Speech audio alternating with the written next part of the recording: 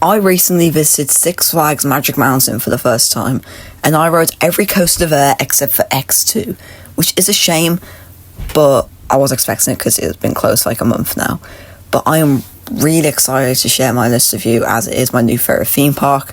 So let's rank the coasters of Six Flags Magic Mountain. At number 16 is Roadrunner Express. This is a Vekoma kids coaster, and it is as basic as a kids coaster can get. It has some airtime on the drop in the back, because why wouldn't you ride the back on a kids coaster, let's be honest. But yeah, I did enjoy this ride, but it's still very basic. At number 15 is Canyon Cruiser. Now this is a smaller and slower kids coaster than Roadrunner Express, but Canyon Blasters does something that Roadrunner doesn't, and it has airtime on every hill, which is so unusual for a kids coaster that I laughed the whole way around, but it's still awful. At number 14 is Gold Rusher. This is a ride, this is an hour mine train that does nothing. However, it does have a decent ending with that helix and airtime pop into the brakes. That is quite good. However, the ride is janky. I mean, it is the first coaster to be built at the park, so I do get that it's janky, and it is an arrow, so no arrow is smooth apart from Revolution. At number 13 is Ninja. This is an arrow suspended coaster. This is my second one after Vampire, and I do prefer this to Vampire. It's got some awesome pacing. It's got an awesome setting over the lake next to Jetstream, the log flume. This ride it's rough. It is rough, to be honest with you. And if it was smooth, it would probably be 12, maybe even 11.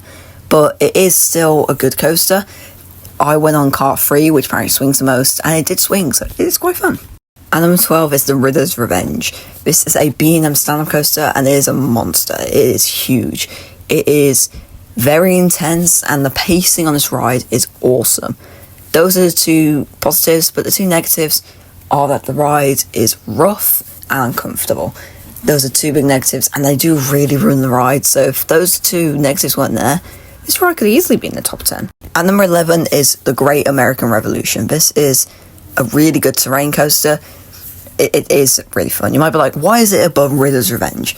Because this ride is smooth and it is long as well. It is really fun. It's much better than I expected. And yeah, it's so smooth for its age. It's the second oldest coaster. It's Magic Mountain, I'm pretty sure. And yeah, it is really, really fun. I just want to say real quick that all this top 10, all that make my top 35 overall, so which means that they are all great rides, so just because they're lower doesn't mean they're bad. At number 10 is Goliath. This ride is the new tallest and fastest roller coaster I've ridden, and this ride is so slept on. It's got awesome laterals, and that camelback is awesome. You get so much flow on that. You obviously for like 3 seconds. It's so good. I might just be saying this because I rode the front, and you do feel all that speed, and you do feel the airtime. And yeah, it's so underrated. It's so fun. And number 9 is Viper. This is an arrow looping coaster, and this ride is hated and liked. I like it personally. It is very intense, but it's quite rough. I would say I did it in row 1 and 4. Row 1 was much better. Row 1, it's just so intense. Those 3 vertical loops, and then the second half, I feel like it has like loads of hang time on every inversion, and that is really good. So I do in fact really enjoy Viper. And number 8 is Scream. This is a B&M floors coaster. I was debating between this and Viper, but I do think Scream is better because Scream was smooth on all my rides, and it is really fun. It does have like the tiniest rattle ever, but like come on, it's a small rattle. The inversions are really good, especially that 0G roll and the vertical loop. They're really, in fact, the corkscrews for Cobra Roll, they're all good. This ride is very, very good. I really liked it. Don't get the hate for this one. And number 7 is Batman the Ride. This is a B&M Inver, and this isn't my favourite B&M Inver. I do prefer Reborn, Osiris, and Silver Bullet, but I do prefer it to Nemesis Inferno because I've always said it's Nemesis Inferno with an extra loop. How wrong was I? It is literally, feels like twice the speed of Nemesis Inferno the way it goes for those loops. It is so much more intense. It is short, but it doesn't really matter because it is still a good ride. At number 6 is Apocalypse. This ride is way higher than I was expecting it to be. I was expecting it to be a rough wooden coaster where there's nothing. Now it is kind of rough, it's not too bad, but it has so much airtime. Even on some of the turns, it has airtime into them. Ask me why it does that. literally turns with airtime hills into it. Like, why on earth is that the case? And also, this is definitely, easily the best theming at Six Flags. It is so good. At number 5 is West Coast Races. This is a ride which really exceeded my expectations. I was expecting this ride to be mid because it has comfort collars and they did not mind me. Like, I did not mind... Wait, what? I did not mind them at all. It was really the leg room which bothered me, but still, it's just... It has awesome launches, awesome dueling, and this one always duels because of the way it's set up. This ride had more airtime than I was expecting, it was more intense than I was expecting, and overall, just way better than I was expecting. At number 4 is Tatsu. This ride is just incredible. There is like no other words to describe it. This ride has the pretzel loop, which wasn't as intense as I was expecting, but you know what? I don't care. It was so good. This is how I would fly, not like Galactica. Like, I'm not flying beneath the tree line, and then, like, maybe, like, after 3 months, but, Tatsu is awesome. It's got great rolls as well, like, the 0G rolls in this ride are really fun, or just the corkscrews. It is so much better than Galactica. Honestly, I haven't ridden Galactica yet after ridden Tatsu. The next time I do ride Galactica, I'm probably gonna fall asleep, if I didn't already. Tatsu is just that good. At number 3 is Full Throttle. This is a Premier Rides launch coaster. This is my second, because West Coast Race was.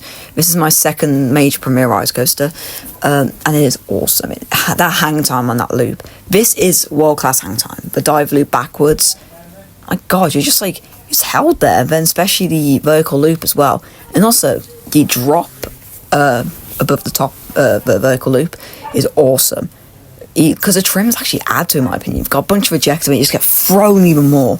It is so good. Full Throttle is probably the ride which surprised me the most up there, West Coast Races and Incredicoaster. At number 2 is Wonder Woman Flight of Courage. This is an RMC single rail, and wow, my first RMC was incredible. The airtime on this coaster is awesome, especially that first drop. I rose right in the back, and oh my god, that was amazing. I wasn't expecting to go down. I was just sat there. You just get whipped down. My God! And this ride is a dispatch master. You can call it that, I suppose. But yeah, the airtime, and also it does have a bit of a rattle. But for the ride being so good, I actually don't mind.